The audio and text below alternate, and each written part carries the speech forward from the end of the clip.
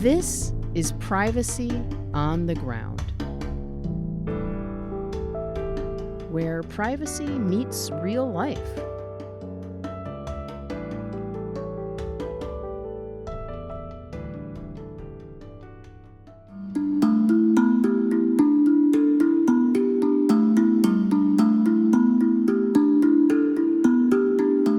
I get the importance of Indigenous data sovereignty, especially on that larger level, AI, all those bigger stuff. That's important, but sometimes the community members, it just doesn't resonate with them, and it's like, okay, well, how can we get our community members to not resonate with it but understand it, and then they can build their own relationship to those larger conversations. There are often disconnects between data protection policy and actual practice on the ground, especially when policy established on a regional or international level is intended to meet the needs of local communities. Eric Hardy is no stranger to this reality. As Hardy puts it, sometimes people who understand the why of Indigenous data sovereignty may not understand the how. In his role at the Labriola National American Indian Data Center, an indigenous library at Arizona State University, Hardy is in charge of supervising staff and coordinating community outreach and programming like library events. And he's in the thick of it, working out the everyday practical ways that Indigenous data sovereignty policies intersect with the priorities of the library and its tribal communities, both on campus at ASU and beyond. Hardy has tackled this sort of challenge before. His approach to his current role as the Labriola's senior program coordinator is informed through previous work in another area in which community data is paramount: tribal health.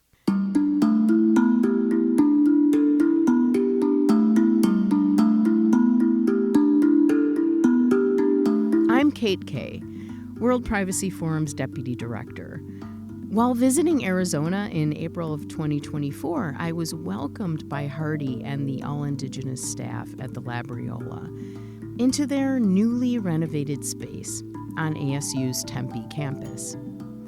The Labriola is like a cultural hub, community center, and library rolled into one, an inviting place where people are just as likely to find archival materials or books by Indigenous authors as they are to attend an open mic or join friends at a study session accompanied by tunes played by Indigenous DJs. Hardy was generous enough to take the time out of his busy day to share his ideas about how the Labriola contributes to fostering and respecting Indigenous cultural knowledge and language, about the center's outreach to local tribal communities, and about the tensions that can emerge when communities aim to establish or implement Indigenous data sovereignty policy while facing other pressing needs. This episode of Privacy on the Ground is part of our first series of the podcast, spotlighting Indigenous leaders who put data sovereignty into practice every day. If you haven't already, I encourage you to check out earlier episodes featuring Indigenous genetic epidemiologist and bioethicist Dr. Crystal Sosi and food and seed sovereignty knowledge holder and Indigenous farm manager Amy Wan. And if you're interested in learning more about the Labriola and how Indigenous data sovereignty principles relate to other Native American archival protocols, definitely check out our last episode featuring Eric Hardy's colleague, Alex Soto, the first Native director of the Labriola. So my name is Eric Hardy, and I am, I'm Navajo or Dene. I am the senior program coordinator at the Labriola National American Indian Data Center. So I'm kind of the person that's in charge how should I put this? There's a lot to it. I think for us at the Labriola Center, because there's a lot of different moving pieces to this, but my primarily just purpose here is, one is I supervise all the student staff here, but the other part is I'm also the main person that kind of coordinates and organizes the programming, the visits, all of those things, tours. So I'm doing a lot of the community outreach or community organizing kind of side of things at the Labriola Center. So that's my primarily or main focus here. My previous background is working in tribal public health at a nonprofit, the Intertribal Council of Arizona here at ASU. So when we're talking about this idea of data sovereignty, indigenous data sovereignty, I would see that in different spaces on tribal communities, literally on the ground. I should also mention too that I do have a background in American Indian Studies. So, I come in with that theoretical background of like, this is what indigenous data sovereignty could be or what it could look like. So I came into my previous background in public health with that understanding of saying, okay, I'm working in tribal communities. We're doing chronic disease prevention. There's a conversation there about like, where's the health data going and who has control of it? I think there's a conversation about control, but there's also a conversation of how are tribal communities utilizing that data in the context of like who gets to control that data and who gets to then use that data. So there's a lot of that conversation, especially on the ground, because we do talk about indigenous data sovereignty kind of like on a larger scale internationally. We talk about the Maoris, the Australians, all those folks, but I there's a little bit of a disconnect between that larger conversation and what's actually happening on the ground, which is usually normally the case when we talk about anything that's academic. Institutions are usually in their quote unquote white ivory tower, but they're not usually talking to communities. But in this case, that was the case. So to kind of circle back to who I am, this is why it's important, or why I feel like it's important to this conversation, is that when I came into this space, I had that understanding of looking at how do we apply practically all these things that we talk about: data sovereignty, sovereignty in general, cultural revitalization, cultural resiliency, all these things that we talk about in our communities, especially indigenous communities, and what does that look like on the ground? And what are the things that we do on our ground to help our communities? In this case, what I usually talk about is how are we using these things to heal our communities from past and historic events, like, the whole conversation of how does decolonization work into these conversations of data sovereignty, cultural resiliency, to heal the wounds of colonization. So that's what I did previously, but I also come from a community activist background. I don't know how much Alex mentioned that too. So it all kind of comes into these conversations. And I think for me, when I come here as a senior program coordinator, I try my best to make sure that there's a community here, like build a community here so that students can see themselves, one, in a library, but more importantly, how can a community, tribal community, see how we can utilize a library to do things that help promote or help build out data sovereignty practices, I guess, lack of a better word, practices within their community. Not so much the understanding from a research perspective, like how can a library support the research for indigenous data sovereignty. It's more of like, how can we build a library community space that helps build out the practice of indigenous data sovereignty? Like, what does that look like? And we're really lucky in the sense that we're in an academic institution where we're surrounded by all these folks that talk about it. But here with what Alex is doing and what we're doing, we're able to actually do that data sovereignty, whether that's looking through our books, our open stacks collection, working with tribal communities with archiving, or even just me with the programming, trying to get these, how do we look at different aspects of data sovereignty through the programming? Like, are we talking about in the context of like a lecture? Are we talking about in the context of poetry? So kind of doing that, but at the heart of it, it's all about how do we build community around these larger theoretical ideas, and how do we implement it within that community as a practice? So long-winded answer, but I think that's kind of how I connect all the dots.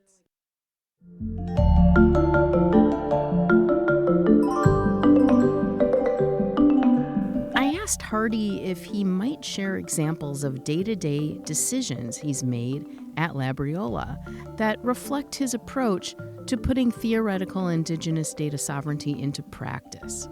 He mentioned a particular project that Labriola is working on right now called Firekeepers, building archival data sovereignty through Indigenous memory keeping. The project is aimed at building community-based participatory approaches and protocols to Indigenous archival data sovereignty. The Firekeepers project is funded through a $1 million grant from the Mellon Foundation. I think that's just kind of how we do things here at ASU. I think part of the larger conversation is when we talk about the implementation of the theoretical, like a lot of people want the big showy thing of like, it's a policy or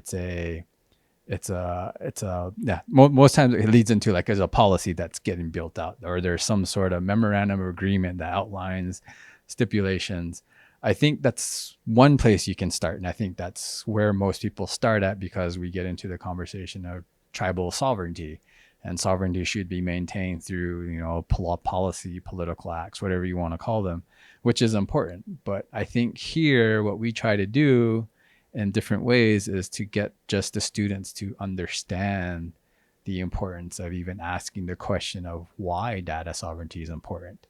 Because we have one of the things that happens here at the Labriola Center is we get a lot of students that come into our space that aren't looking at going to a American Indian Studies program. They're coming through it from STEM fields, they're coming it through the health fields, or even and they're not getting that same understanding of why. It's not even understanding of what Indigenous data sovereignty is, but why it's important. So what we try to do is we cultivate that conversation, a critical conversation about just understanding why it's important that we should have data sovereignty, why it's important that we should protect our cultural knowledge, we should protect all these, our lived experiences and all these things. So in that context, the choices that we make are sometimes the ways in which we frame or talk about our events. It could be a open mic, but we're framing it a different way and saying the reason why we're doing an open mic is because we want to build community, one, but the other part of it is to say in our open mics there's knowledge being shared and we should respect everybody's knowledge and we should respect everyone's cultural knowledge, and then getting students to kind of start thinking about that. Or if it's a book talk, we have certain questions we'll ask that align towards more critical conversations. It may not always align with like Indigenous data sovereignty questions, but they're more along the asking the critical questions of like, why is language and culture important in a university that may not have been built for us? And historically, most universities have taken and extracted information from tribal communities so that a university can function or be, beneficial, or it can be what it is. So sometimes we start there as opposed to the larger, like we're going to build a policy or a memorandum of agreement. Because for myself, and this reflects back to tribal communities, is that one of the challenges for us as academics in a lot of ways is that we know a lot of the whys, like this is why this or that is happening, but we struggle with the how to address. So in tribal communities, that was my previous background was the same conversation. Like I would go into those tribal communities with the assumption that they understood data sovereignty. They did, but it was differently than how I understood it. So there was a conversation of understanding that we both had knowledge, but was where do we meet each other so that we can build something, as opposed to a academic, i.e. myself and my team at Intertribal Council of Arizona, coming in with a set plan and saying, this is what Indigenous data sovereignty, here's the policy, here's this. We had to kind of move back, like I said, take a step back and say, we have to help each other understand what we're talking about when we talk about Indigenous data sovereignty, and then build out from there. Because, and it's the same conversation here with the students, is that if we want students to engage with this kind of conversation, there has to be some building blocks up to that to scaffold it up. Otherwise, they're going to be put in positions where they may not understand everything. So I feel like for us at Labriola, we're constantly asking that question of how does these critical questions inform something as simple as a event. But on the flip side, with Alex, what Alex is doing and what we're doing with the Firekeepers initiative is how does that look like an actual policy and the archiving side of the conversation. It's the grant that with the Hachid Autumn that we're working with them to help build out some of their archiving. So even that's a sticky, not sticky situation. That's a challenging situation because again, we're a university and there are certain assumptions about what a university is in relation to Indigenous peoples. So we have to navigate that. But then there's the conversation of how can we, in a place of privilege, because we are privileged in a university with certain resources and funding that tribal communities may have, how can we assist the tribe or work along with the tribes in ways that help them bolster their culture revitalization side of things, but the digital data sovereignty side of things.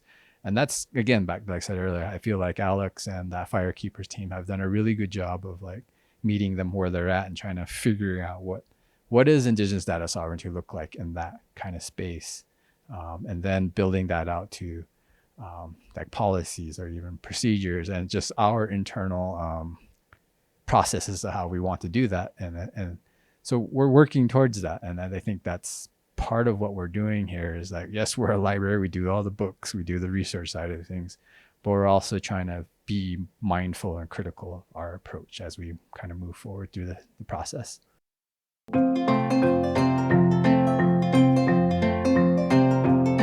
So you'll start to see like we'll have all very different conversations about, because we're all working in different fields, but I feel like we're all trying to work towards this idea of helping the community do that, like build that community knowledge of what that, and everyone will do it differently, but from my experience, again, from tribal public health and here is always how can we do it in a way that empowers the community members to do that work and to build them up as opposed to someone coming in and doing it for them. And Amy Wan's done really good work with being on the ground, building out those conversations. I'm not too familiar with Crystal Solsi's work, but there are different spectrums, I guess you could say, to that work. And from my background, it's always been how do we get the community members, empower the communities? How do we use Indigenous data sovereignty to empower the community to do like culture resiliency or cultural, however you want, revitalization? So that's been always my approach to how we do these things, whether it's talking about policy and sovereignty and all these things, is how can we use those things as mechanisms to do language and culture, and not so much how can we do these things to bolster policy or bolster our political, which is important, but it's always been how do we do this for the language and the culture and getting the people, the community members to want to do that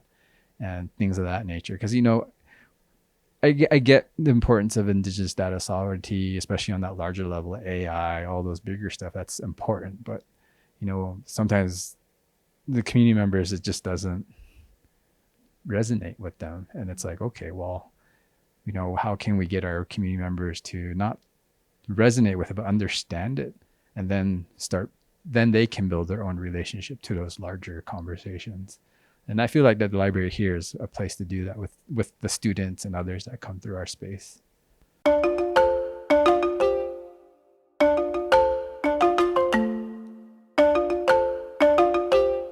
I wondered if Hardy thinks there's a role for policymakers or for people working in the policy arena to facilitate the practical work people like him are doing. I think so. But again, it's when it comes, again, I'm trying to always pull it back to my experience with tribal communities, is that there's so much need, and sometimes maybe we're not quite there to have a conversation about data sovereignty, but I also know that there's a pressing need on the other side of like, we need to get those protections. So it's always this conversation of like, what's the priority? And I feel like, policymakers, the folks that do all this stuff on there, they're trying their best to do that, but at the same time there's like these other pressing issues. So I don't know if, again, I don't know if us as tribal communities are quite there yet in terms of making Indigenous data sovereignty a priority. We know it's a priority, but then at the same time we have elders that are leaving, and people don't have access to the language and culture. So it's like, where are these priorities fallen, and how do we work with the policymakers and the folks to kind of do that? Because there's definitely a disconnect in that conversation, and I don't know how to fix that other than to say, we have a lot of priorities in our tribal communities, and again, like I said, there's even a spectrum of that. Like, how do we do that? And again, for me, it's always been a conversation of how do we use all of these issues, challenges, data sovereignty, chronic diseases, all of that to help empower the folks to do culture and language. Because for myself, it's always been a conversation of saying we have, quote unquote, the answers in language and culture, but how do we keep bringing it back to that conversation within data sovereignty? Because we could get caught up in the whole policy side of things and blah, blah, blah, and that's important, but it's like, okay, we got to pull it back.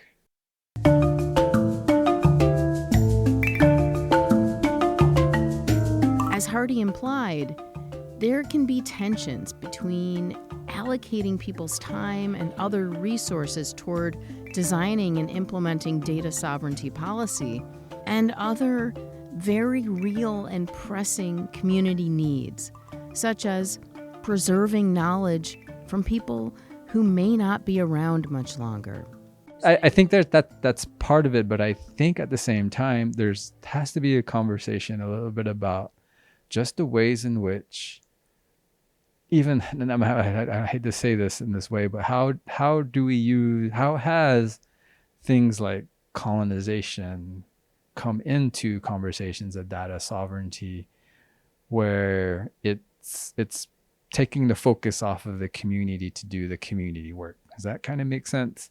I'm trying to put it in a way that kind of makes it understandable, of saying, like, we all come from our tribal communities to try to help and to work towards that, but it's always been there's a conversation over there about how data sovereignty could be a distraction, and what does that look like then? Because if we're so caught up on the distraction, then we lose sight of the community and the cultural needs and the community needs, and it's just about, we just need to get this policy.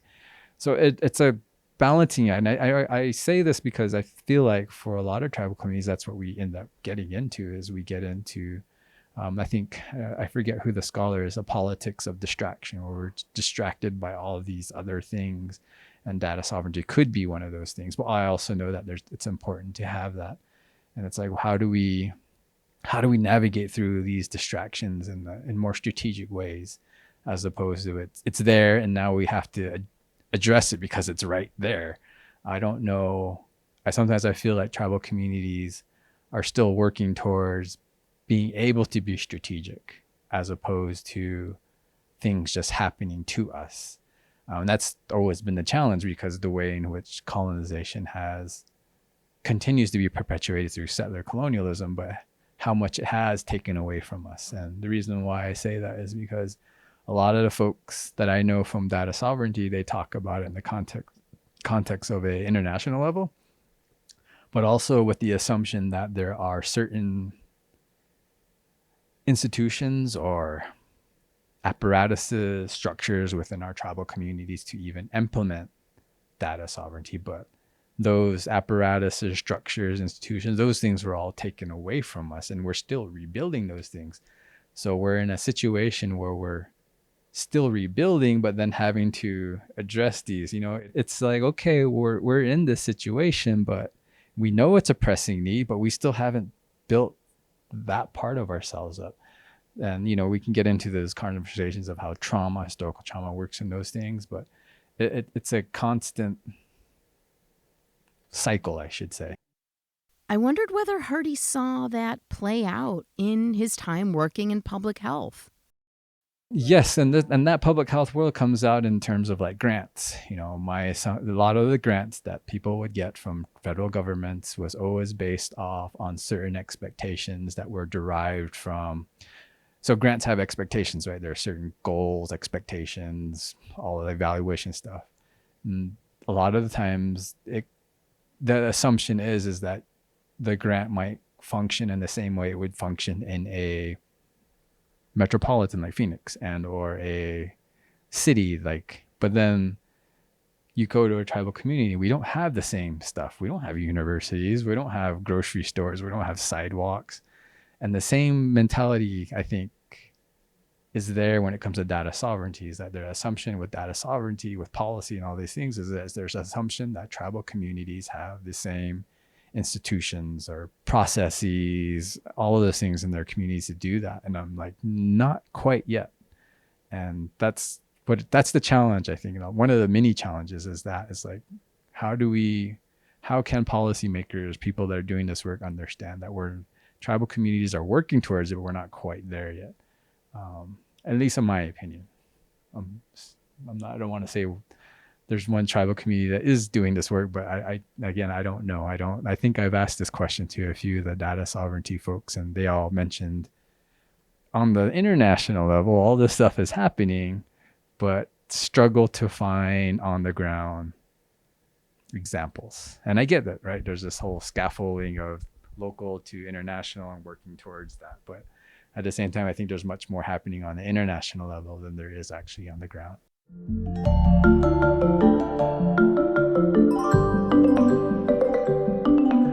There's a lot that we do here at the Labriola Center, which, like I said, we're in a really privileged position to have these conversations here and work through them in ways that, like I said earlier, trying to use things like data sovereignty and things like to initiate conversations with students, so that they can at least start thinking in a little bit different way. And hopefully that translates into going home and be like, oh, this is what so-and-so told me at the Labriola. It makes sense, and trying to have them think that through. Because again, like I said, in the university is the same as anywhere else, is that these students are coming from programs that Indigenous data sovereignty isn't even mentioned in their work, and much less even things like how has the university and information here been a tool or a supporting pillar for like settler colonialism. Those kinds of conversations don't happen a lot in those in the other classes, unless they go to an American Indian Studies program class. And so we're trying to be that here at the Labriola. So again, back to building out the practice for community is sometimes it's asking that kind of question first, and then building that out to an actual program, or however you want to put it, policy. So that, I think that's why I wanted to reiterate that, just because I think it's important.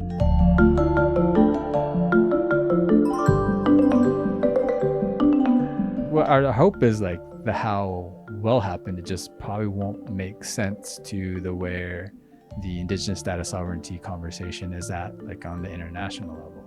And that's the challenge, right? Sometimes the how on the ground sometimes doesn't make sense to up here, because up here they're talking about it in very different ways, and sometimes they can't see the on the ground, the how stuff. And then, that's fine, but at the same time, it's like, it gets into these larger conversations of like, there are people on the ground doing this work already, but they may not even be using the same words that the folks on the international or national level are using. Because I've seen people doing data sovereignty work already, and they're not even attached to that. They're just doing the work. And so sometimes it's like, okay, if you're doing the work and they're talking, it's like, there's a really larger disconnect here. And, so I don't know. It's an interesting dynamic, I think, and again, just as Indigenous peoples in general, it's an interesting dynamic when we're living in spaces like United States and Phoenix, where they're colonial and their settler colonial goes on. And it's just an interesting dynamic. We're always having to have these conversations. Many thanks to Eric Hardy for sharing his time, his personal story, and insights about putting Indigenous data sovereignty principles into practice on the ground. In future episodes of the Privacy on the Ground podcast, you'll hear talks with a Maori language expert, a scholar working to illuminate the impacts of data use for controversial emotion AI systems, as well as people who are helping to design and improve the tools of AI governance. To make sure you don't miss any of it, add the Privacy on the Ground podcast to your podcast platform stream. That means subscribe, folks. And if you have a moment to leave a positive review or rating, please do. It will tell those algorithmic content systems to spotlight privacy on the ground. If you'd like to learn more about World Privacy Forum and our work in data privacy in relation to healthcare, biometrics and identity, AI, and more, please visit worldprivacyforum.org. My name is Kate Kay. Thanks so much for listening.